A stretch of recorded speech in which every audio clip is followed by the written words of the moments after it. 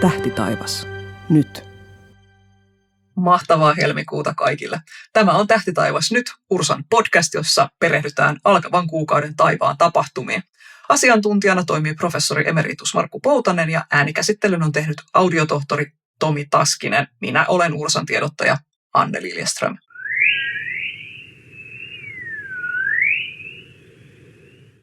No niin, tervetuloa kaikille vähän valoisampaan tulevaisuuteen, jossa eletään helmikuuta 2026. Markku, miten meni tammikuu? Pääsitkö havaitsemaan mitään? Siellä välillä oli kirkastakin, selkeää. Olihan siellä välillä kirkasta, mutta kyllä tämä aika loputtomalta pilvisyydeltä tuntuu, kun ajattelee marraskuusta lähtien, että ei näitä selkeitä iltoja kovin monta siinä on ollut. Ja sitten tietysti siinä pakkanenkin nipisteli tuossa pahimpana aikana, että kyllähän tämä aika vähin on jäänyt niin kuin aikaisempinakin vuosina, mutta no, jos aikaisempia vuosia muistelee, niin yleensä kevät-talvea kohti nämä kelit paranee ja eletään nyt tänäkin vuonna tässä toivossa, että kyllä ne tähdet siellä tallessa on, kunhan vaan nähdään. Hyvä. Nyt liittyen viime jaksoon ensiksi kiitos kaikille, jotka annoitte palautetta tammikuun jaksosta ja sen uudesta kuukauden tähdistöosiosta. Niin kuin pyydettiin, että kuis tämä toimii. Pääosa palautteesta oli kannustavaa, mutta sitten osan mielestä tämän tyyppinen osio ei toimi, jos ei samalla näe sitä käsiteltävää tähtikuviota, etenkään sitten kun mennään näihin vähän vaikeampiin tähdistöihin. Viimeksi oli Orion käsittelyssä ja se on verraten helppo sieltä taivaalta löytää ja moni sen tuntee.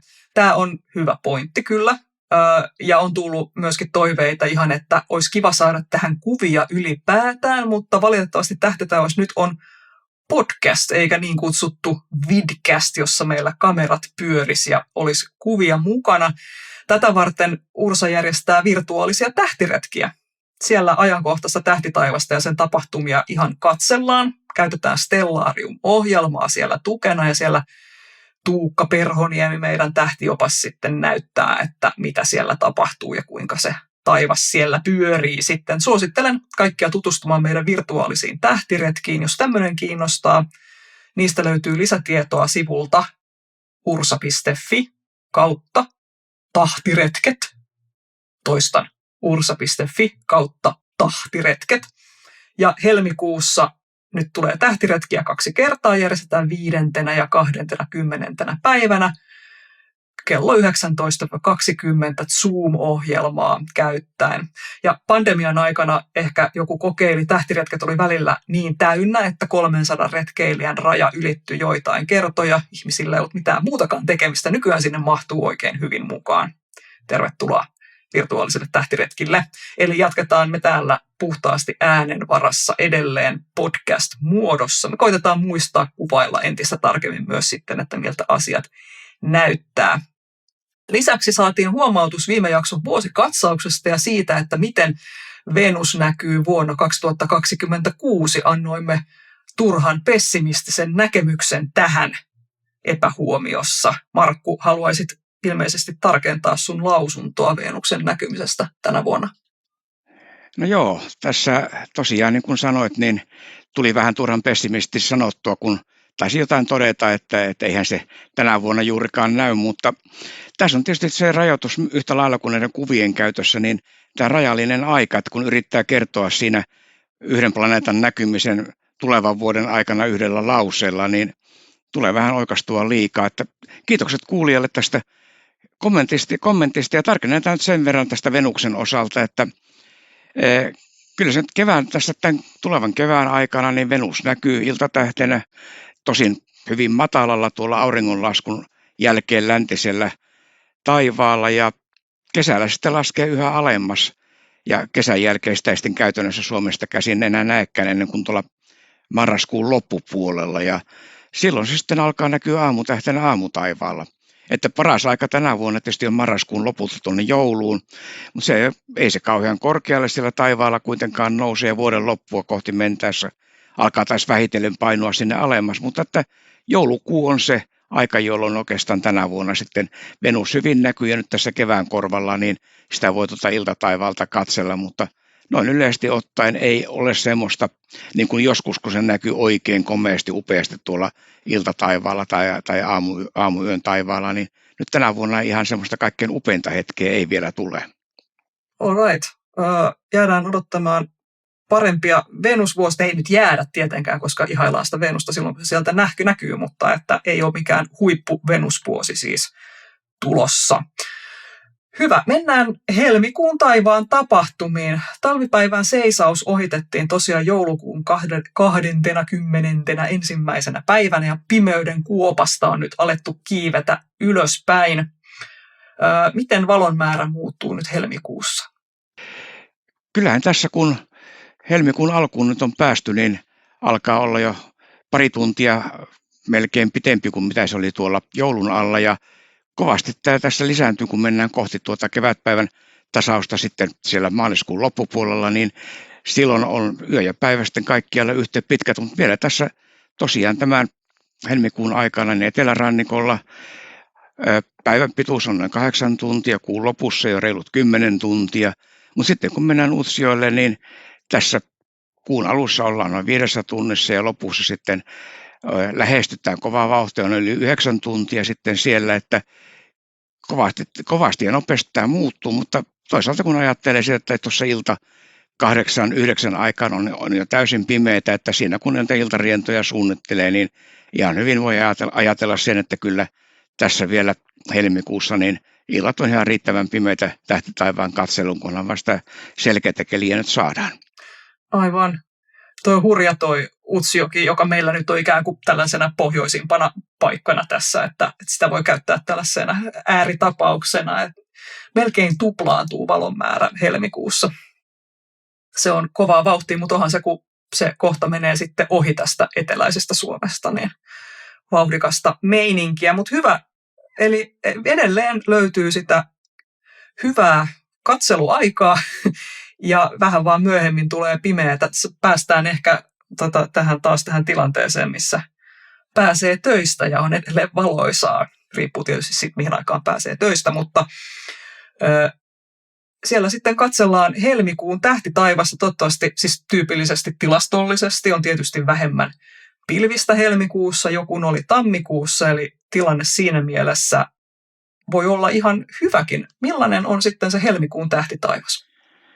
Joo, kyllähän se helmikuussa tosiaan, niin kuin sanoit, niin tämä pilvisyys aika usein rupeaa hellittämään sitten, ja ei vielä mitään hätää, kun tässä aina hehkutetaan ja kerrotaan näistä hienoista keskitalven tähdistöistä, niin kyllähän tässä helmikuussa vielä ne ehtii näkemään siinä, kun ilta pimeenee, niin ei ne ole vielä mihinkään kerenneet sieltä taivaalta karkaamaan. Eli Orionista puhuttiin viime kuun tähtikatsauksessa, ja se on edelleenkin siellä hienosti näkyvissä tuossa ilta 8, ilta 9 nurkilla, niin se on tuolla etelän suunnalla. Sitten tietysti kun mennään tuonne helmikuun loppupuolelle, se alkaa kiertyä sinne länteenpäin vähän enemmän, mutta näkyy hienosti Orion siellä matalalla, kohtuullisen matalalla etelässä, eli ei tarvitse ihan sitä niskaa kääntää ylöspäin kenoon. Siellä on sitten kyllä hienoa siellä ylhäälläkin, mutta Orion on tämmöinen, mikä varmasti nyt sanoisin tässä on tämmöinen helmikuun hienoimpia tähdistöjä, ja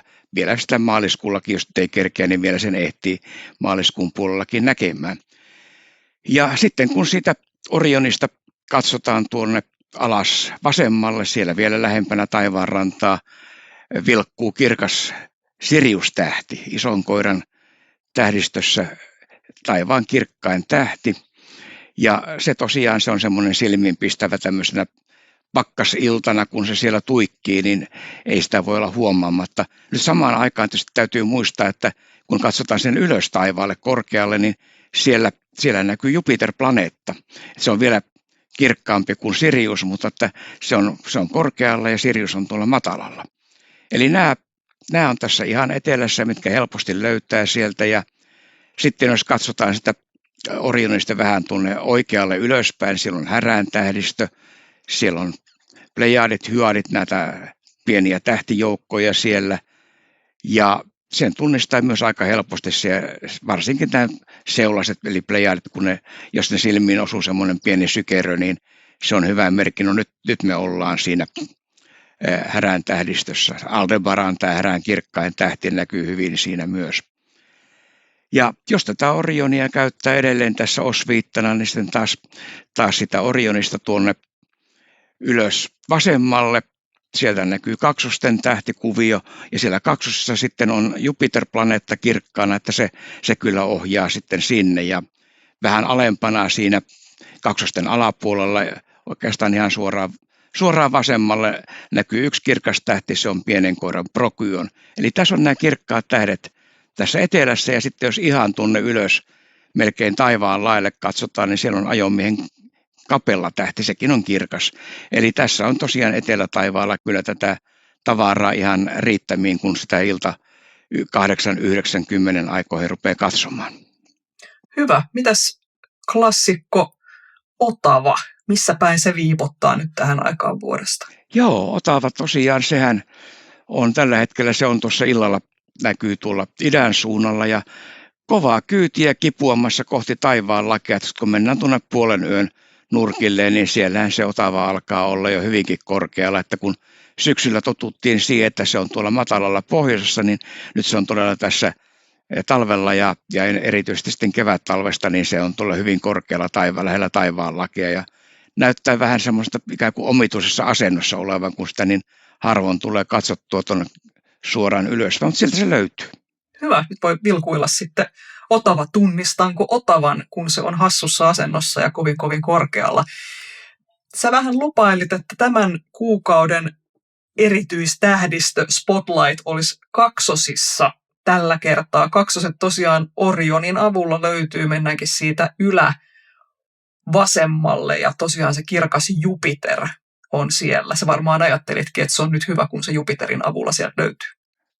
No itse asiassa tässä juuri tuli tämä ajatus, kun mainitsit näistä kommenteista, että pitäisi kertoa jotenkin, miten se löytyy. Ja nyt ei todella ole ongelmaa löytää tätä kaksosten tähtikuviota, tähdistöä, koska Jupiter on siinä ja se on niin kirkas, että se taatusti kyllä sen huomaa ja siitä ei voi erehtyä. Ja niin, tästä kaksosista, eli latinaksi Gemini, niin se on yksi näitä eläinradan tähdistöjä, eli se sijaitsee sillä vyöhykkeellä ekliptikalla, jossa kuu ja planeetat liikkuvat. Ja tosiaan senpä takia, että Jupiter on juuri tällä hetkellä sillä kaksosten suunnalla. Ja sitten toinen opas, jota tässä voi käyttää, niin on kuu. Kuuhan kulkee myös joka kuukausi sitä kaksosten läpi ja se on nyt kaksosten suunnalla tässä ihan tammikuun viimeisenä päivinä. Eli ihan juuri siinä, kun tammikuu vaihtuu helmikuulle ja sitten tuolla helmikuun ihan lopussa 26. 27. päivä välisenä yönä, niin kuu on siellä. Ja nyt tosiaan tässä ilta 9 nurkilla, niin kaksoset näkyy siellä korkealla etelätaivaalla, kiertyy sitten pikkuhiljaa yön kuluessa kohti länttä. Siinä on kaksi kirkkainta tähteä, on ylempänä on Castor ja alempana Pollux ja muut tähdet sitten on selvästi himmeämpiä. Jos nämä kaksi tähteä, Castor ja Pollux, ikään kuin kuvitellaan tämän kaksosten päiksi, niin jalat sitten sojottaa kohti Orionia. Ja kannattaa katsoa vaikka Ursan tähtikarttasovelluksesta, josta näkee, miten tämä tähdistö siellä taivaalla makaa, mutta ei nosta kyllä hyvällä mielikuvituksellakaan mitään kaksosten hahmoja näin, mutta näinhän tämä on melkein kaikkien muidenkin tähdistöjen kohdalla, että ei se tähdistön ulkonäköisellä taivaalla kauhean paljon sitä mielikuvaa anna, että minkä niminen se on, mutta täytyy sanoa, että kyllä niillä muinaisilla ihmisillä on ollut ihan hyvä mielikuvitus, kun ne on sitten antaneet nimiä näille.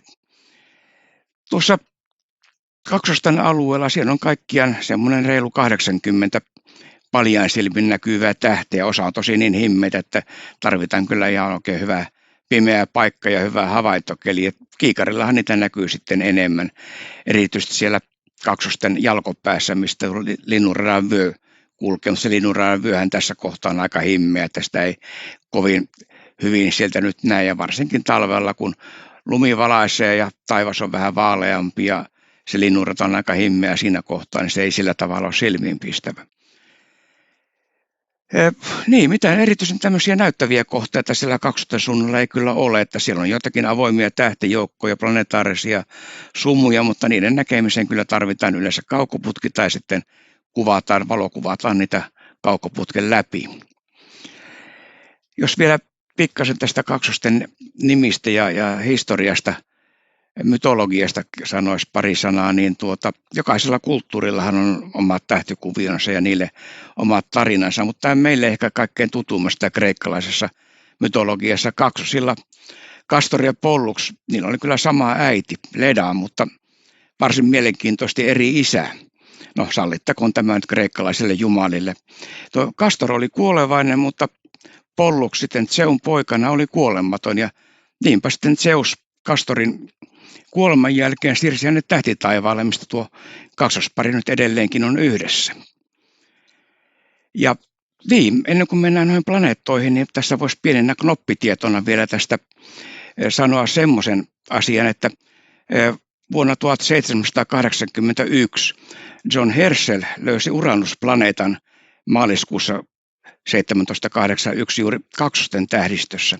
Ja vielä toinen mielenkiintoinen sattuma oli se, että kääpiöplaneetta Pluto, jonka Clyde Tombaugh löysi sitten helmikuussa 1930 Lowell Observatoriossa, niin tämä Pluto oli löytöhetkellä aika lähellä sitä suuntaa, missä Jupiter on juuri nyt.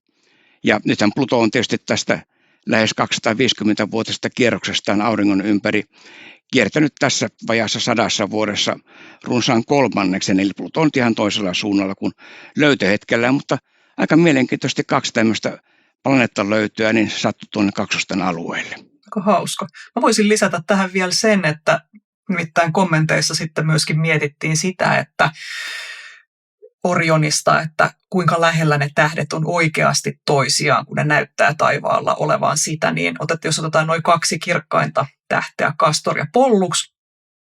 Castor on noin 52 valovuoden päässä meistä ja Pollux ainoastaan 34 valovuoden päässä meistä. Ne on ikään kuin eri syvyyksillä siellä avaruudessa. Ja jännä juttu myös on se, että sitten ne on hyvin erityyppisiä tähtiä myös sillä lailla, että Castor on itse asiassa, siinä on 6 tähteä. Se on 6-kertainen tähti, jotka sitten siellä kieppuvat toistensa ympärillä. Sä vedit henkeä, meinaat sä sanoa jotain tähän liittyvää?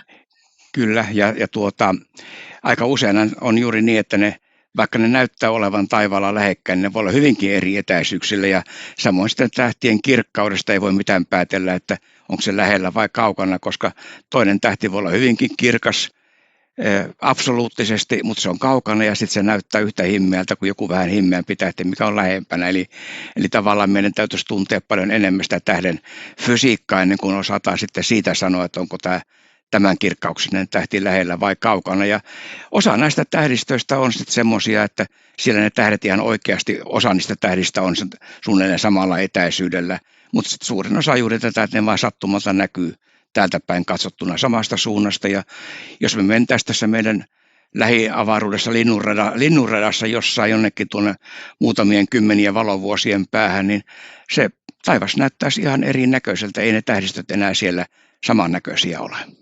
Jos otetaan esimerkiksi seulaset, eli plejadit, jotka näkyvät hyvin nätisti nytkin iltataivaalla, koska ne löytyy sitten siitä suunnannäyttäjä Orionista sitten yläoikealle se pikku tähtikimppu, niin ne on todella ihan fyysisestikin lähellä toisiansa siellä, koska ovat syntyneet yhdessä ne 100 tähdet, mitä siellä on, ja edelleenkin hyvin lähekkäin.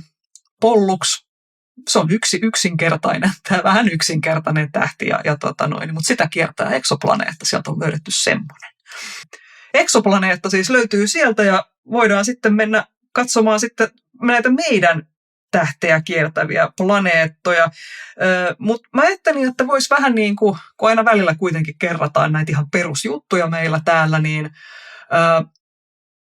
tämä ei välttämättä, jos on ihan niin kuin vasta alkanut havaita sitä tähtitaivasta, niin planeetathan liikkuvat siellä taustataivaan tähtien seassa, eli joka kuukausi me tässäkin podcastissa käydään läpi se, että mitkä planeetat näkyy milloinkin, että ei voi ajatella, että helmikuussa näkyy vaikka Merkurius. Eli minkä takia planeetat ei näy joka vuosi samalla tavalla? Niin planeetat kiertää aurinkoa ihan samalla tavalla kuin maakin, ja tästä sitten johtuu se, että kun me katsotaan sitä planeettaa tähtitaustaa vasten, niin sen paikka riippuu sitten siitä, missä kohtaa maa on sillä hetkellä radallaan, missä kohtaa planeetta on sillä hetkellä radallaan ja miten ne näkyy sitten suhteessa aurinkoon. Ja nyt tietysti nämä maan radan sisäpuolella olevat kiertävät Merkurius ja Venus, niin nehän ei voi kovin kauas edetä auringon suunnasta. Että ne on aina enemmän tai vähemmän sitten siellä auringon suunnalla, mutta sitten nämä muut planeetat, Mars, Jupiter, Saturnus ja sitten Uranus, Neptunus siellä kauempana, niin nehän voi näkyä sitten myös ihan täsmälleen vastakkaisella suunnalla kuin aurinko. Eli ne voi olla sitten melkein missä tahansa suunnalla siinä aurinkoon nähden. Tosin aina ne pysyy siinä ekliptikan eli eläradan tasossa, eli ei ne sieltä mihinkään lähde, mutta se kulma sinne aurinkoon. Ja sitten tästä kiertoajoistahan se riippuu, että kuinka usein tämmöinen planeetta näkyy hyvin tai kuinka usein se näkyy huonosti. No esimerkiksi Venuksella tämä jakso on noin 1,5 vuotta ja Marsilla runsaat 2 vuotta ja Jupiterilla noin vuosi ja 1 kuukausi. Eli siitä voi jo pikkasen päätellä, kuinka nopeasti ja kuinka paljon se liikkuu esimerkiksi kuukauden aikana tai vuoden aikana toiseen paikkaan. Mitä kauempana se planeetta on, sitä hitaampaa se liike on tähtien suhteen ja niin kuin Jupiterillakin se on noin vuosi ja kuukausi, kun me ollaan samalla tavalla sitten Jupiter näkyy vastapuolella taivasta kuin aurinko. Eli keskiyöllä etelässä ja aurinko on taas sitten pohjoisessa. Niin kaikki tämmöistä riippuu sitten näistä planeettojen radoista ja senpä takia sitten näitä planeettoja ei tuommoisiin painettuihin tähtikarttoihin voida piirtää, kun ne on aina joka hetki sitten eri paikassa, mutta kaikki nämä tämmöiset nykyiset tähtikarttasovellukset, esimerkiksi Ursan tähtikartta, niin sinnehän ne voidaan laittaa, koska se sovellus aina laskee sitten sen, että missä se planeetta sillä hetkellä on, kun sitä halutaan katsoa. Eli planeetoilla on kaikilla oma nopeutensa, jolla ne kiertää aurinkoa. Miksi ne on erilaiset ja mistä se johtuu? Se riippuu ihan suoraan tästä planeetan etäisyydestä taivaan mekaniikan lakien mukaan, niin kuin voitaisiin sanoa. Eli mitä kauempana se planeetta kiertää aurinkoa, sitä hitaampi se kiertoaika on. Maalla se on tämä 1 vuosi, mutta sitten jos mennään vaikka Saturnukseen, niin se on jo 30 vuotta. Eli sillä tavalla, kun me kauemmas mennään, ja sitten niitä kaikkein kaukaisimpia kohteita, esimerkiksi Pluto, joka nyt nykyään lasketaan kääpiöplaneetaksi, niin Pluton kiertoaika on melkein 250 vuotta. Niin nämä riippuu todella siitä, että mikä sen etäisyys on, ja siitä sitten voidaan tosiaan päätellä juuri näistä näkymistä. Että esimerkiksi sanotaan Pluto, niin eihän se, jos sitä lähtee etsimään, niin ensi vuonna se on aika lähellä vielä sitä paikkaa, missä se on tänä vuonna. Että se ei kovin paljon liiku, mutta sitten tietysti ongelmaksi tulee se, että kun mitä kauempana se on, sitä himmeämpänä se näkyy. Eli sitten sieltä vaikka Uranustakin, niin kyllä siinä käytännössä hyvä hakukartta tarvitaan, että tiedetään, mikä niistä pienistä valopisteistä on juuri se Uranusplaneetta. Hyvä, mennään sitten niihin helmikuun 2026 planeettoihin, joiden sijaintien suhteen me nyt ollaan silleen sopivasti hollilla. Eli mitkä planeetat näkyy nyt? No jos lähdetään tuolta ihan sisältä päin, auringosta päin näitä katsomaan, niin Merkuriushan näkyy nyt iltataivaalla kuun puolivälissä. Parin viikon ajan on semmoinen ikkuna siellä, jolloin sitä voisi yrittää katsoa. Se on hyvin matalalla tuolla lounaan suunnalla. Vajaa tunti auringonlaskun jälkeen on semmoinen sopiva aika lähteä sitä katsomaan. Ongelma on se, että vaikka se on suhteellisen kirkas, ei sen näkymissä sillä tavalla ole ongelmaa, mutta kun taivas on niin vaalea, niin ei sitä löydä sieltä. Et yhtenä tämmöisenä apuna tosiaan siinä auringonlaskun suuntaan, kun katsoo siellä niin käsivarsi suoraksi ja suunnilleen semmoinen reilun 10 leveyden korkeudella sen horisontista. Eli pitää olla hyvin tämmöinen aukea paikka, avoin paikka, mistä näkee ihan melkein horisonttiin saakka. Ja sitten siellä ei saa olla mitään pilveä, töhkää muuta sillä suunnalla, niin kyllä se sieltä sitten löytyy, kun vaan oikeaan suuntaan osaa katsoa ja oikeaan suuntaan osuu sitten silmät siihen valotäplään. Mutta sitten Venus, se on myös siellä hyvin matalalla iltataivaalla oikeastaan tuossa helmikuun loppupuolella se jo noin periaatteessa saattaisi näkyä. Venus on niin kirkas, että siinä suhteessaan sen näkymisessä ei ole ongelmia, mutta se jää todella vielä alemmas kuin Merkurius ja sieltä ihan kuun lopulla saattaisi olla jo mahdollista nähdä, mutta se vaatii vielä paremmat olosuhteet sinne taivaanrantaan saakka, mutta kannattaa yrittää. Maaliskuussa sitten jo vähän paremmin. Mars-planeetta, kun mennään sitten tästä maasta kauemmas päin, niin Mars ei näy. Se on nyt niin lähellä siellä, paitsi auringon suunnalla se nousee sitten vasta samaan aikaan suunnilleen auringon kanssa, eli sitä ei sitten pysty ainakaan täältä Suomesta käsin kyllä katsomaan. No sitten Jupiter, sehän näkyy nyt tosiaan komeasti ja korkealla tuolla etelässä, niin kuin tässä on ollut puhetta, se on siellä kaksosten tähdistössä. Ilta 9 paikkeilla se on etelän suunnalla suunnilleen. Ja Jupiterista tietysti voisi aina muistuttaa sen, että katsokaa kiikarilla. Siellä näkyy ne 4 suurta kuuta hienosti siinä Jupiterin molemmilla puolilla, kun ne kuut liikkuu, kiertää Jupiteria siinä. Ne näkyy aina suunnilleen tässä samassa suorassa linjassa. Niitä on sitten, välillä näkyy ne kaikki 4 kappaletta, osa on Jupiterin toisella puolella, osa toisella tai kaikki voi olla samalla puolella. Joskus joku on Jupiterin takana, että sitä ei näy siellä tai juuri sen Jupiterin edessä kiikarilla sitä ei erota, niin nämä kuut on ihan kivoja katsoa kiikarilla. Ja sitten vielä seuraavana Saturnus. Niin Saturnus alkaa pikkuhiljaa tuossa iltataivaalla painoa yhä alemmassa lähemmässä auringon suuntaan, että se näkyy vielä tässä, sanotaan kuun alkupuolella aika hyvin, mutta loppukuusta sitten aika matalalla. Ja se on siellä sitten aika lähellä sitä suuntaa, missä Merkurius ja Venus on. Eli siellä on sitten nämä 3 planeettaa näkyy siellä lännen suunnalla, mihin aurinko laskee, mutta ne on aika alhaalla kaikki. Ja tämä Saturnuskaan, kun niin kauhean kirkas ole, niin siinä voi olla sitten jo loppukuusta tulla hankaluuksia, että löytyykö se sieltä kuinka helposti. Mutta sitten, no joo, jos vielä mainitsit Uranuksen ja Neptunuksen nämä 2 planeettaa, mitkä ei paljaan silmin näy, niin nehän on molemmat iltataivaalla. Neptunus itse asiassa on aika lähellä Saturnusta ja se löytyy sieltä sitten kyllä, mutta ei millään ihan, no kiikarilla, ei, sanoisin, että ei noin alhaalta, en lähtisi kiikarillakaan etsimään, kyllä se sen verran himmeäksi jää, mutta Uranus se on siellä Härän tähdistössä, ei kauhean kaukana Seulasista, niin Uranus kyllä kiikarillakin löytyy, mutta ongelma on se, että erottuuko sitten niistä tähdistä, mikä se niistä pienistä pisteistä on, mutta nämä 2 planeettaa vielä tosiaan iltataivalta löytyy. Voisi ehkä palata vielä hipenen siihen Merkuriukseen, kun se on vähän tämmöinen harvinaisempi herkku, eli minä päivinä ja mitkä olisi parhaat kellonajat suunnilleen sitä havaita ja ilmansuunta vielä?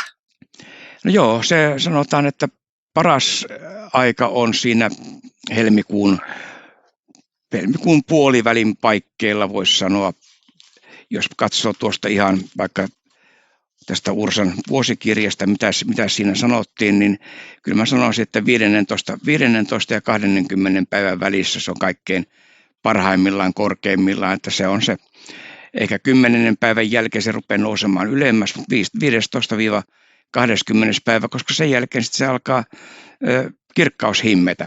Että siinä voi tulla vaikeuksia, mutta se on semmoinen 2 viikon ikkuna siinä kaiken kaikkiaan, kun sitä kannattaa katsella, ja se on siellä auringonlaskun suunnalla tuolla suunnilleen länsi-lounaassa.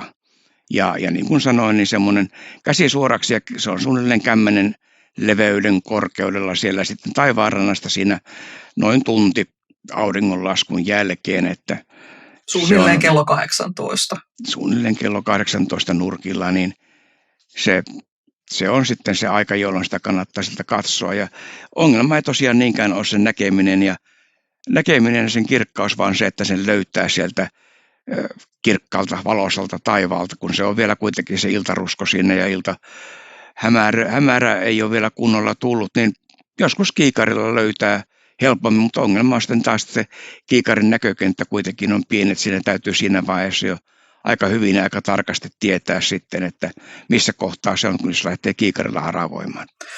Mutta on tietysti voi yhdistää tämän, että jos lähtee kokeilemaan sitä Merkuriusta, niin sitten sää on niin selkeä, että se Jupiterkin sieltä sitten, voi Jupiterin ikään kuin sieltä sitten se on sen verran korkealla jo, että sen sieltä voi tähystää hyvin toiselta suunnalta taivaalta kyllä, mutta ne kuut voi sieltä sitten bongata sillä kiikarilla.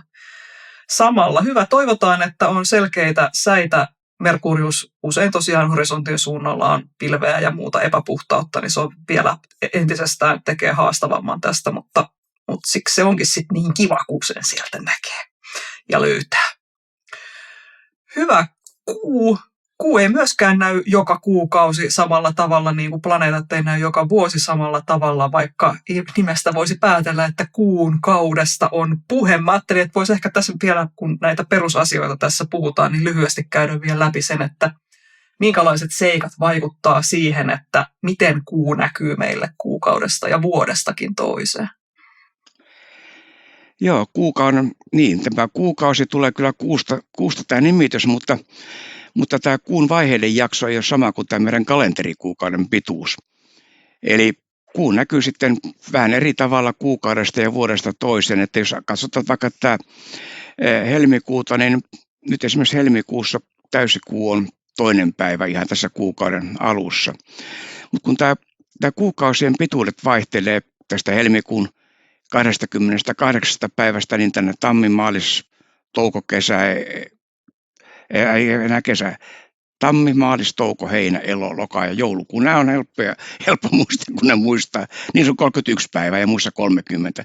Niin tämä ongelma on juuri se, että nämä kuukausien pituudet vaihtelee. Että tästä ei voi suoraan sitten laskea sitä, että kun kuukauden keskimääräinen pituus on 30,5 päivää ja tämä kuun jakso täydestä kuusta seuraavaan täyteen kuun on noin vuorokautta lyhyempi 29,5 päivää, niin juuri näistä kuukauden vaihtelevista pituuksista johtuen se ei ihan näin yksinkertaisesti mene, että ensi kuussa se on sitten on päivää aikaisemmin täysikuu kuin mitä se oli nyt, vaan pitemmällä ajalla tietysti tasoittuu, mutta tosiaan keskimäärin päivää aikaisemmin kuin seuraavassa kuussa, eli nyt kun mennään tästä sitten tuonne loppuvuoteen, niin täysikuu ei enää olekaan samaan aikaan kuukautta kuin mitä se on juuri nyt. Tämä on yksi asia, mikä muuttuu koko ajan. Toinen on sitten tämä kuun korkeus taivaalla. Kun nythän esimerkiksi täysikuu näkyy siellä, missä aurinko on puolen vuoden päästä, eli nyt talvella täysikuu on korkealla, samalla tavalla kuin aurinko on kesällä. Ja kesällä taas sitten täysikuu on matalalla, missä aurinko on talvella. Ja nyt kun mennään sitten taas kevättä kohti, niin tämä kuun ensimmäinen neljännes, eli tämä uuden kuun jälkeinen sirppi ja puolikuu, niin se on yhä korkeammalle siellä iltataivaalla. Ja sitten jos juuri tätä kapeaa kuun sirppiä haluaa metsästää, niin juuri tämä kevät on se aika, jolloin sitä voi yrittää ja sitä voi oikeastaan aloittaa jo nyt.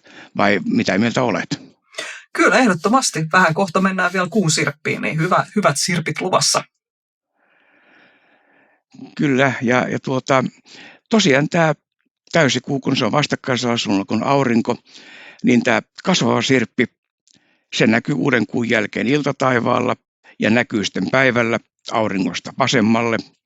Ja vähenevä sirppi, eli tämä täyden kuun jälkeinen viimeinen neljännes, se näkyy aamuyön taivaalla ja päivällä se näkyy sitten auringosta oikealle. Että tämmöiset hyvät muistisäännöt myös. Ja myös sitten tämä, että kun välillä miettii, että kun näkyy tämmöinen puolikuu tai kuun sirppi, niin onko se nyt kasvava vai onko se vähenevä. Niin mulla itselleni on, muistan tämmöisen aikanaan muistisäännön opetellen, että vasen valaistu vähenee. Oho. Mä oon aina jotenkin ajatellut, tai mä en muista, että aikana, jolloin en niin miettinyt kuun vaiheita, koska semmoinenkin multa löytyy. Siitä on kauan aikaa jo tässä vaiheessa, mutta en kauheasti miettinyt, mulla ei ollut mitään tällaisia muistisääntöjä, mitään kuun valehtelemisesta tai mitään muuta tällaista.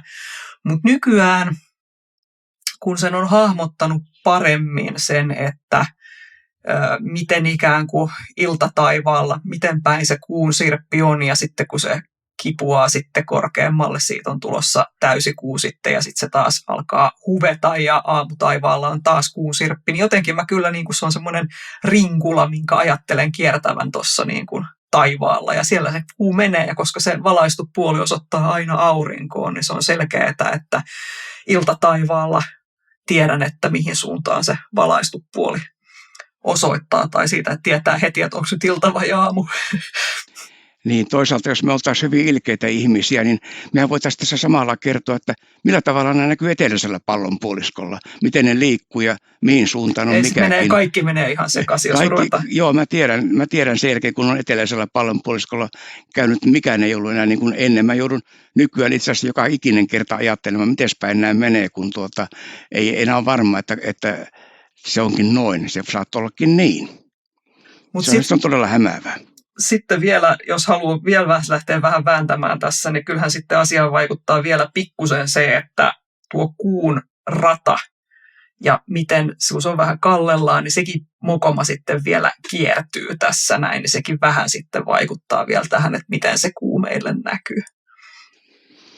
Kyllä joo, toisaalta se on sitten taas semmoinen vähän pienempi ilmiö jo, mutta siis kaikki se on.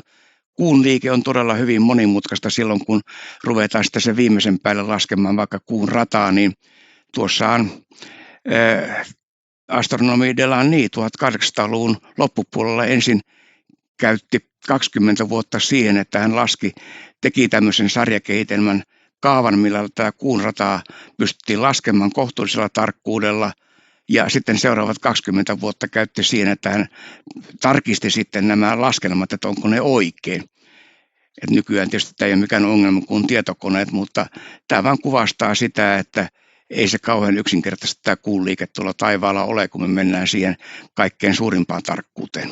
Joo, kyllä siinä vaiheessa, kun suuret tähtitieteilijät, jotka vihdoinkin sai vinksautettua tämän ajatuksen siitä, että kyllä me tässä kierrätään itse asiassa aurinkoa, mutta esimerkiksi kuu ei kierrä aurinkoa, vaan se kiertääkin sitten maata. Ja kaikki nämä tällaisia, niin kyllä kuun liike aiheutti kovasti päänvaivaa porukalle. Mitä ihmettä siellä oikein tapahtuu, miten tämä mekaanisesti oikein menee. Mutta niin kuin tässä viitattiin kapeisiin kuusirppeihin, niin mä ajattelin sen tähän loppuun jättää, mutta se vähän tuossa jo lipsahti, paljastui, että tosiaan tässä on hyvä tämmöinen kapea kuunsirppi, olisi nyt illalla luvassa 19. päivä helmikuuta suunnilleen tunti auringonlaskun jälkeen ja just siellä iltaruskon taivaalla. Eli taivaalla ikään kuin edelleen lähellä aurinkoa sieltä on kuu lipumassa kauemmas auringosta taivaalla ja sen poski sieltä kevyesti valaistuu siinä sitten ilta taivaalla, eli 19. päivä, jos tällaista, vaikka haluaisi nyt ihan vaan katsella, mutta jos haluaa sommitella jotain valokuvaa siihen, niin se on mahdollista. Ehkä tässä voisi muutenkin, kun kuu siellä tosiaan, kuten todettiin, eläinrataa eli ekliptikaa siellä auraa pitkin kuukautta, niin sehän sitten menee siinä ohitse, jos minkälaisten taivaan kohteiden, eli onko siellä jotain muita tällaisia fotogeenisia tai muuten kiinnostavia tilanteita tulossa? No itse asiassa juuri tämä 19. päivä siellä on sitten samassa rykelmässä, ei nyt ihan vierekkäin, mutta sieltä löytyy Saturnusta, sieltä löytyy sitten Merkurius ja Venus ja Neptunus, että siellä on koko jengi sitten siinä, mutta eihän ne kauhean hyvin sitten enää siinä vaiheessa, kun ne on siellä vaalealla iltataivaalla lähellä sitä auringonlaskun suuntaan, niin kauhean hyvin näin, mutta jotenkin voisi sanoa, että jos tämä kuunsirppi niin sieltä löytää, niin se auttaa sitten löytämään sen Saturnuksen, mikä jää sinne kuunsirppin vasemmalle puolelle vähän ylävasemmalle siellä ja sitten taas Merkurius on siellä toisella puolella kuunsirppiä sinne vähän alaoikealle ja Neptunus sitten se himmeä kaukainen planeetta siellä, mitä ei paljaan silmin näe, niin se on siinä Saturnuksesta vähän yläoikealle.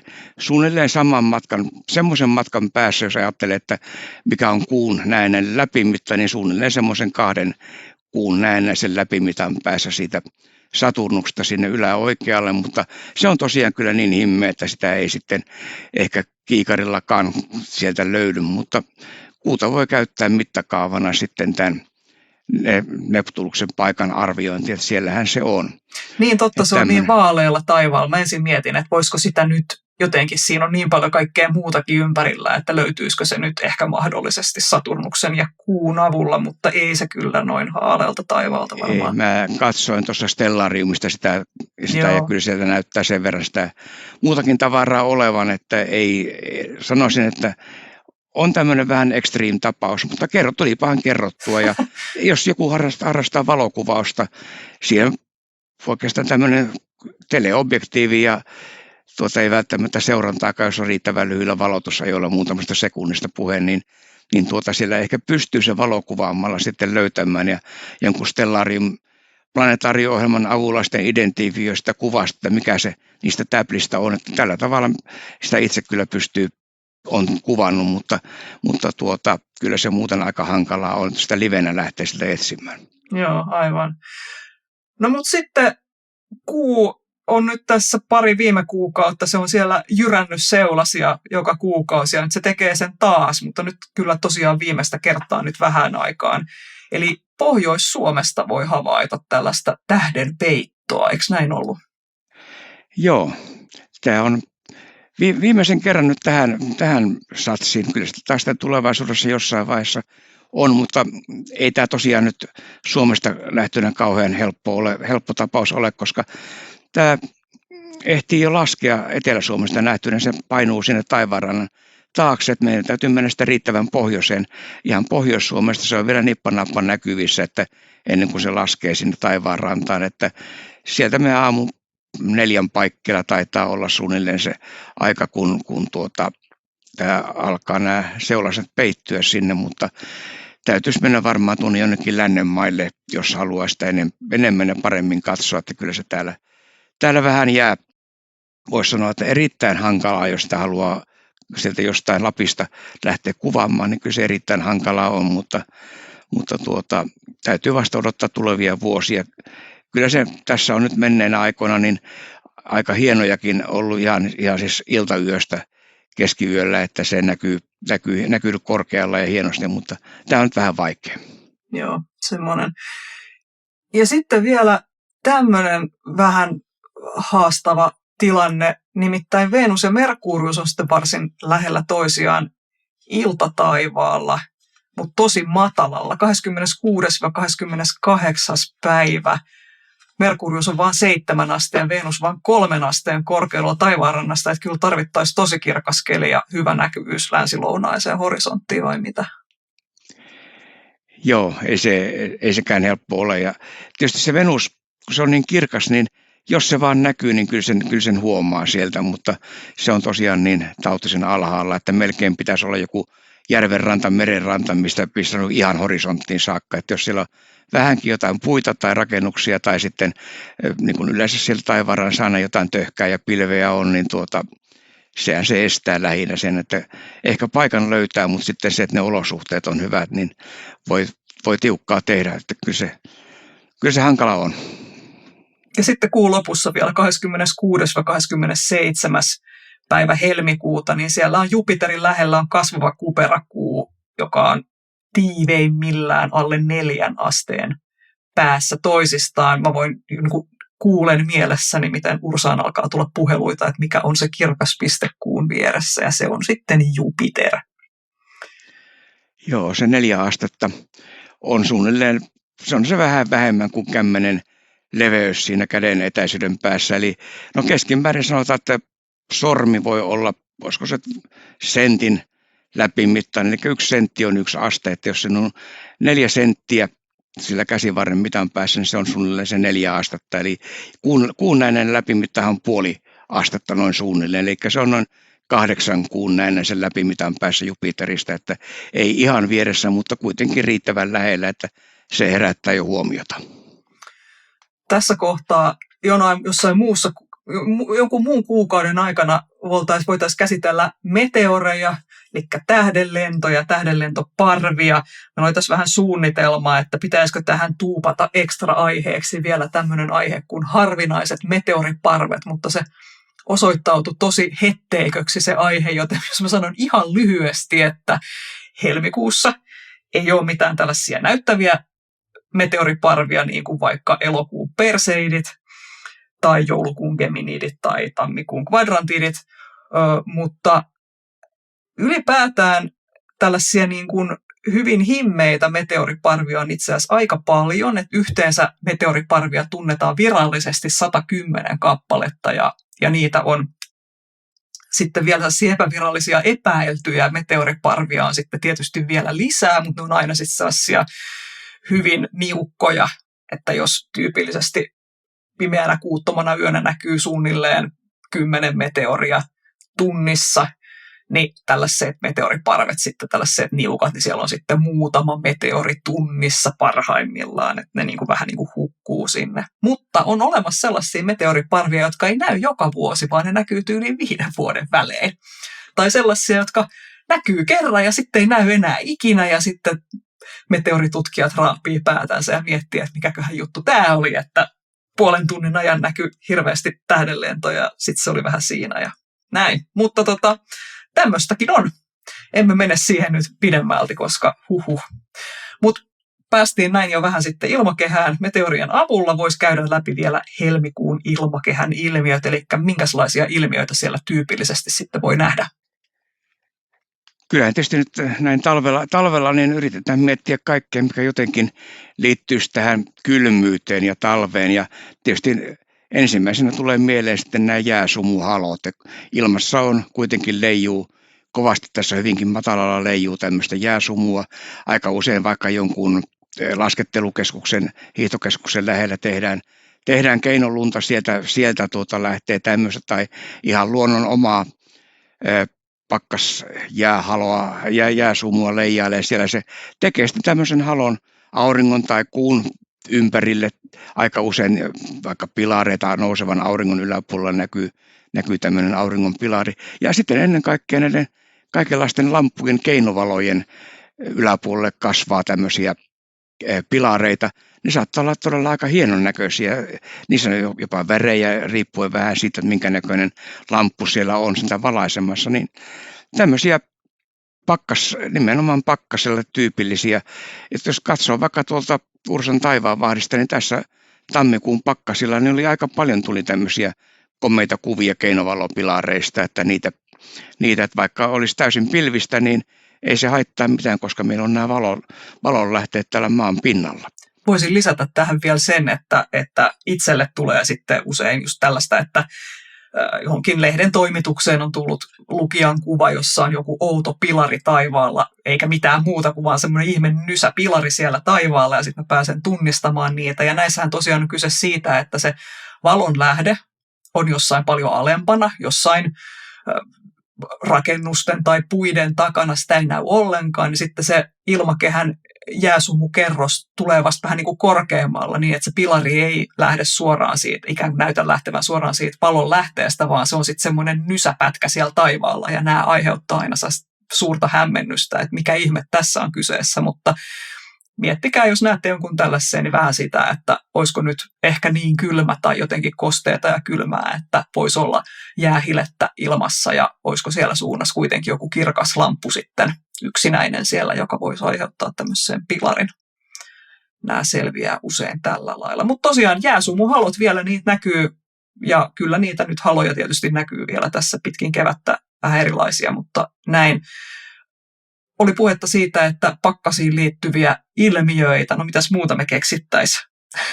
No kyllähän tietysti yhtä lailla niin voisi sanoa, että nämä kangastukset ja erinäköiset refraktioilmiöt, niin kyllähän nekin liittyy tähän lämpötilavaihteluihin ja ennen kaikkea sitten niihin, että on tämmöisiä rajakerroksia, missä tämä lämpötila muuttuu. Että jos vaikka katsoo laskevaa aurinkoa tai kuuta, niin sehän sopivissa olosuhteissa siellä taivaanrannassa, sehän voi vääristyä ties minkä näköiseksi väkkyräksi sitten. Ja tässä oikeastaan voisi mainita ihan yksi tämmöinen hyvin harvinainen vähän kangastukseen liittyvä on tämä vihreä välähdys. Et juuri siinä auringonlaskun hetkellä, kun se auringon viimeinen viipale sieltä katoaa sinne taivaanrantaan, niin voi näkyä sieltä tämmöinen vihreä valon välähdys sieltä. Eli se on se viimeinen näkymä sitä auringon kiekosta, joka pilkahtaa siitä ja se kaikki muut värit siitä on jo kadonneet sitten matkalla tämän maan ilmakehän läpi, että siniset ja punaiset kaikki ja vaan se vihreä osa sieltä jää näkyviin. Tämä on todella sillä tavalla, mä oon itse nähnyt ehkä 3-4 kertaa tämä, että kovin yleinen se ei ole, mutta se on kyllä hienon näköinen silloin, kun se välähtää, mutta se on niin lyhyt hetki siellä se 1 sekunti, että sitä ei niin kuin sillä tavalla, se täytyy olla juuri sitten kyttäämässä, että sitä ei vahingossa kyllä tule nähtyä, että tämä on yksi, mitä voisi tässä miettiä näinä pakkasina, että jos on tämmöinen sopivat olosuhteet, niin ehkä se nytkin sitten näkyy. Kuka tietää? Eikö vihreän välähdyksen näkeminen, niin eikö se vaadi oikeastaan sitä, että on ihan täysin suora näkymä sinne horisonttiin, että tyypillisesti just merenrannalla, että siinä ei ole mitään puiden takaa vihreää välähdystä, ei käsittääkseni voi nähdä. Joo, nimenomaan se vaatii sen, että siinä on ihan taivaanrantaan saakka näkyvyys ja kun siellä yleensä aina on jotakin töhkää, että se jo estää sen, että kovin usein tämmöistä ei näe, mutta välillä on tämmöisiä erinomaisia olosuhteita sitten ja jos sinne yrittää aina silloin, kun tilaisuus on, niin katsoa, että kyllä se joskus vastaan tulee, että ei se niin harvinainen ole, mutta kyllä siinä tosiaan niin ei sitä näe kovin usein kyllä. Sä vähän tähän jo viittasitkin tuossa, kangastukset, refraktioilmiöt, jotain inversiokerroksia, eli siis kangastukset ja refraktioilmiöt, refraktio tarkoittaa mitä? Valon taittumista ja taipumista siinä lämpötilakerrosten rajassa, että lämpötila vaikuttaa siihen, millä tavalla, kun se kulkee sen rajapinnan läpi, niin miten se valonsäde taipuu siinä sitten. Kesäisin tällaisia samanlaisia tässä vähän outoja kangastuksia voi näkyä esimerkiksi, jos on oikein kuuma moottoritie ja sitten siinä näyttää, että siellä on sellaisia tummia lätäköitä, vaikka ei oikeasti ole, tai sitten se saattaa näkyä vähän sellaisia viipaleita tiestä jonkun mäen yläpuolella tai jotain vastaavaa, niin tässä on ilmeisesti siellä tie on paljon kuumempi kuin yläpuolella oleva ilma. Ja talvella vissiin, onko sitten tyyliin, onko meri tai järvi ehkä lämpimämpi kuin yläpuolella oleva ilma vai miten se toimii? Joo, se vaihtelee tietysti varmasti talvella aika usein juuri tämä, että se lumi ei ole niin kylmä, kun se sitten voi yläpuolelle tulla hyvin kylmä ilmakerros. Mutta tosiaan tämä tiellä näkyvät nämä läiskät sitten, niin se on varmaan se kaikkein yleisin kangastus. Sitä ei edes ajattele, kun tuolla tiellä liikkuu, autolla liikkuu siellä katsoo, että läiskiä näkyy siellä kaukana asfaltin pinnassa, että se on kangastus, mutta se on tosiaan varmaan se, mitä kaikki on nähneet, mutta harvoin sillä tavalla tulee ajateltua, että se on se taivaan kuva, mikä sieltä heijastuu, kun se valo siitä kuumasta tienpinnasta, niin se ei imeydykään siihen, vaan se taipuu niin voimakkaasti sieltä, että se tulee sitten meidän silmiin sieltä. Hei, nyt on taivaan heijastus. Pakko ottaa tähän tämmöistä, mitä ei yleensä tule ajatelleeksi, koska nyt tässä tammikuussa olen Ursan tiedottajan ominaisuudessa päässyt taas räjäyttelemään ihmisten pieniä mieliä tässä näin, kun osoitin, ja itse asiassa sinun kuvaasi apuna käyttäen siinä, siis ei sinun naamakuvaasi, vaan sinun ottamaasi kuvaa käyttäen, siis maapallon varjo. Otetaan tämä nyt, tämä on siis mahtava, ihan mun lemppari-ilmiöitä, eli mikä on maapallon varjo ja miten sen voi nähdä ja mistä ihmeestä siinä on kyse? Joo, se on aika hauska kyllä, että mulla on myös ihan sama kokemusta, kun rupeaa ihmisille kertomaan tästä, niin eihän sitä tule ajatelleeksi. No ihan samalla tavalla sinustakin syntyy varjo, kun aurinko paistaa, niin toiselle puolelle tulee varjo. Aurinko paistaa maapalloon, niin maapallon toiselle puolelle tulee varjo. Ja nyt kun on sitten juuri tässä vaikka auringon laskun hetkellä, kun se aurinko alkaa painua sinne horisontin taakse toisella puolella, niin eipäs ihaillakaan sitä hienoa auringonlaskua, käännetään selkä sinne ja katsotaan sinne vastakkaiseen suuntaan. Niin sieltä rupeaa pikkuhiljaa näkymään sitten tämä maan varjo. Ja se johtuu siitä, että se kuitenkin ilmasta sieltä heijastuu näistä ilmakehän partikkeleista kaikista. Mitä enemmän kosteutta tai muuta on, niin sitä hienommin se näkyy se varjo siellä, kun aurinko enää ei paista sinne, se näkyy tummempana. Sitten sen yläpuolella on tavallaan tämmöinen ikään kuin ruskoalue, mikä on sitten aurinko sinne vielä osittain valaisee sitä. Ja sitten kun me vielä ylemmäs katsotaan, niin siellä sitten näkyy tämä normaali iltataivas tai sininen päivätaivas vielä. Ja se on hienon näköinen, kun se lähtee se tummempi alue nousemaan sieltä taivaanrannasta pikkuhiljaa ylöspäin.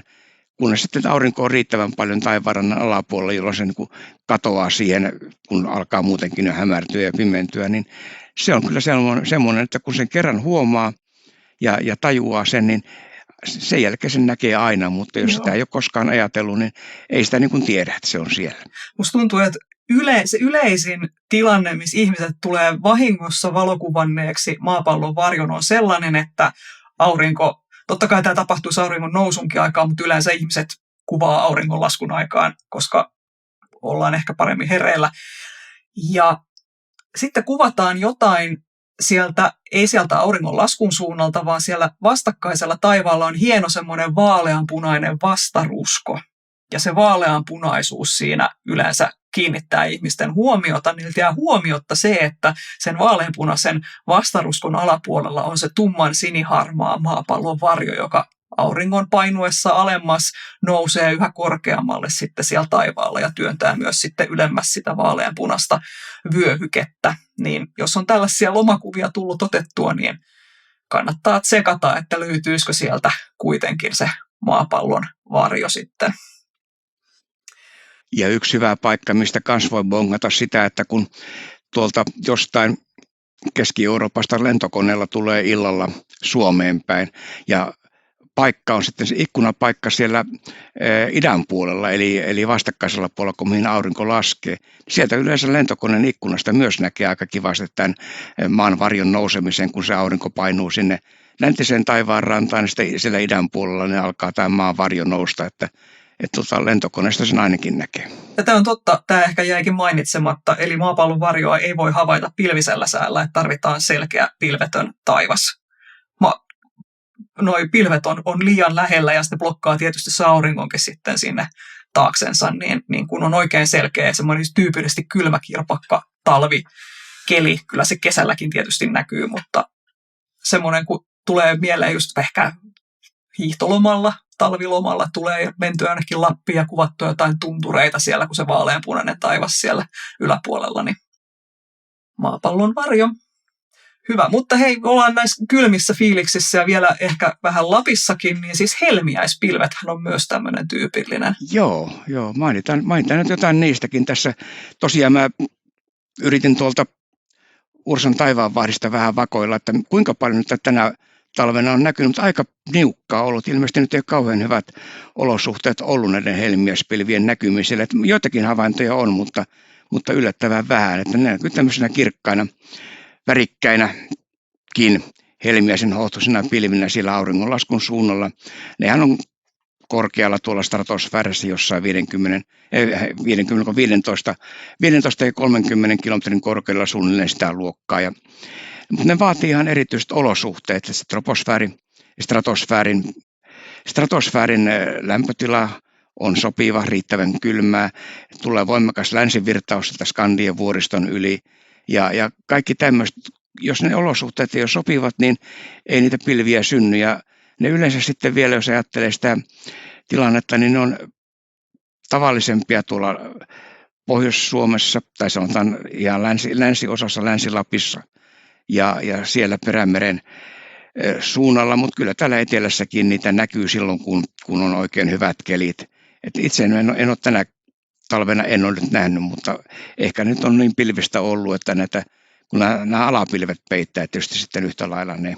Et vielä tämä helmikuu on tämmöistä aikaa, että näitä helmiäispilviä voi näkyä. Ja niin tosiaan tuli mieleen, että jos miettii, että miltä ne näyttää, niin voisi katsoa tätä kuuluisaa Edvard Munkin huutomaalausta. Siellä ne taustalla olevat pilvet kyllä ilmeisesti on helmiäispilviä, tai ainakin ne näyttää helmiäispilviltä, tai sitten Munk on ihan omasta päästään ne keksinyt. Käsittääkseni kuorokaveri oli Lapissa tuossa vissiin vuodenvaihteen tienoilla, ja hän näytti kuvia, missä oli, tai kertoi, että näki siellä helmiäispilviä. Mä oon vähän jotenkin, kun mä käsittääkseni helmiäispilvien näkymiseen liittyy se, että tämä niin sanottu polaaripyörre, joka on tämmöinen tuulirakennelma, nyt kaikki meteorologit, jotka kuuntelee, voi sitten ottaa vihaisesti yhteyttä, mutta se vähän niin kuin, että miten se niin kuin tavallaan, mä ajattelen sitä vähän niin kuin jääkaapin ovena, että jos jääkaapin ovi aukeaa, niin sitten tänne Suomeen tulee paljon kylmempää ilmaa. Nythän on ollut aika kylmää tammikuussa. Ja jos jääkaapin ovi on auki, niin sitten siellä niin yläilmakehässä ei olekaan sitten enää riittävän kylmä sitten näiden helmiäispilvien muodostumiselle. Että jos on se vähän lauhempi talvi käynnissä, niin sitten se olisi ilmeisesti vähän niin kuin tyypillisesti vähän sitten suotuisampi helmiäispilville. Tämä oli nyt tämmöinen todella niin kuin odotan mielenkiinnolla tähän sitten kommentteja tähän ilmaisuun helmiäispilvien ja tuon polaaripyörteen yhteydestä. Mutta mennään vielä katsomaan sitten revontulet, ollaan vähän niin kuin Lappi-sektorilla edelleen, mutta pakkasiin ne ei liity. No ei ne pakkasiin liity, vaikka monet kuvittelee että ja kertoo, että kun on kova pakkanen ja näkyy komeat revontulet, mutta ei niillä ei oikeastaan muuta yhteyttä kuin se, että kun on kova pakkanen, on sitten yleensä selkeää. Yhtä lailla tämä revontulten näkyminen vaatii sen, että ei ole pilvet edessä. Että siinä ehkä tulee tämä yhteys, että kovalla pakkasella näkyy revontulia.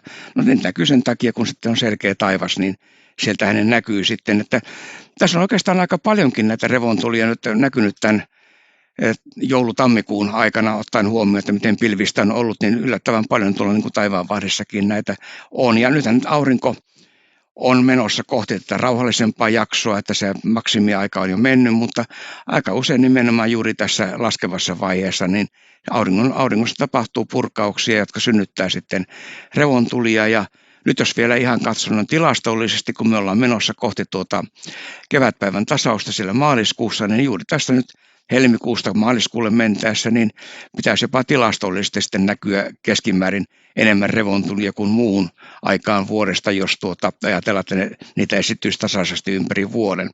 Eli kannattaa katsoa aina, kun ulos menee illalla, niin jos on selkeää, että näkyykö siellä jotain vihertävää, näkyykö siellä jotakin pohjoisella taivaalla, tai sitten jos ollaan Lapissa, niin siellähän niitä näkyy nyt lähestulkoon joka yö ja ei välttämättä missään pohjoisessa, vaan ne voi olla yli taivaan. Että se vaatii sitten jo aika kovan revontulimyrskyn, jos me täällä Etelä-Suomessa nähdään niitä ympäri taivaan, mutta sellaisenkin tässä viimeisen parin vuoden aikana on muutaman kerran ollut, että ihan Etelä-Suomea myöten niin komeita revontulinäytelmiä, mutta kyllä tässä tämän kevääseen mennessä vielä niin uskoisin, että muutama tämmöinen oikein komea näytelmä tulee, mutta nämä on juuri niitä, että ei niitä etukäteen pysty ennustamaan, kun tilastollisesti, että niitä nyt luultavasti on, mutta koska ja minkälaisia, niin ei niitä etukäteen osaa sanoa.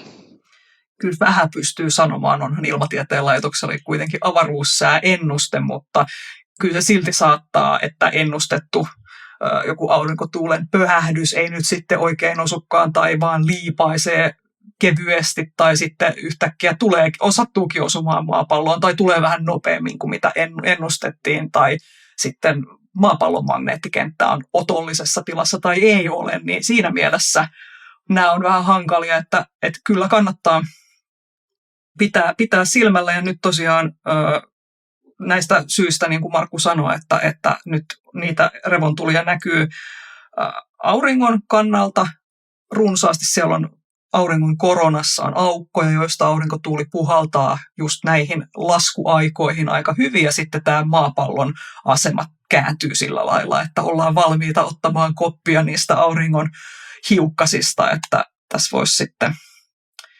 revontulia hyviä näkyä. Hyvä tarkennus tämä, kun sanoit tästä ennustamisesta. Tosiaan se on sitten vain se vuorokausi tai 2 etukäteen, että niin. Me ei voida nyt esimerkiksi tässä lähetyksessä kertoa, että helmikuun 17. päivä on revontulia, vaan se on todella niin kuin sitä, että se on sen, kun auringossa tapahtuu purkaus, niin silloin me voidaan niin kuin niistä havainnoista jo lähteä ennustamaan, että saattaa olla olematta revontulia pari päivää myöhemmin. Että tiedetään, että nyt tämä ionosfäärin aktiivisuus lisääntyy, mutta tämä on todella tämmöistä, että siinä kaikkein parasta on se, Ilmatieteen laitoksen sivuilta käy katsomassa, että minkä näköistä aktiivisuutta on, ionosfääriaktiivisuutta tällä hetkellä, niin tietää vähän tarkemmin pitää silmällä kuin keskimäärin, mutta oikeastaan aina kun ulos illalla menee, niin kyllä se ensimmäinen vilkaus sinne pohjoistaivaalle on, että näkyykö siellä mitään. Hyvä. Tällaiselta näyttää helmikuu ja me palataan sitten taas asiaan maaliskuussa, kun päivän piteneminen onkin sitten kaikkein nopeimmillaan ja kevätpäivän tasaus kajastaa. Kuullaan silloin.